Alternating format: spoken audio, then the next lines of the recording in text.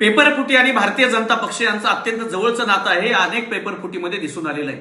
नीटमध्ये भाजपचे लोक होते, टीईटी मध्ये भाजपचे लोक होते. अगदी नीटमधनं भारतीय जनता पक्षाच्या अनेक नेत्यांच्या घरामध्ये गुणवत्ता यादीमध्ये आलेली उदाहरणं देशामध्ये अनेक न्यूजवरती आपण पाहिलेले आहेत. आता नांदेडमध्ये असाच प्रकार MSCET मध्ये सुद्धा घडलेला आहे.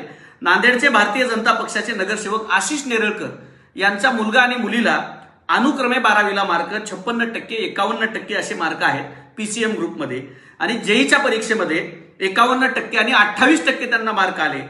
मात्र MSCETच्या परीक्षेमध्ये त्यांना 99% आलेले आहेत. हा अजब प्रकार नांदेड जिल्ह्यातल्या MSCETच्या या विद्यार्थ्यांचा भारतीय जनता पक्षाच्या घडलेला आहे. यामागची कारणं काय? यांना पेपर कुठून मिळाला?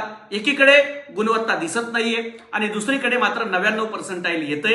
हे भाजपच्या घरात येणारी गुणवत्ता 100% पेपर फुटीतनं येते. यावरती देवेंद्र फडणवीस चौकशी करून कारवाई करणार का?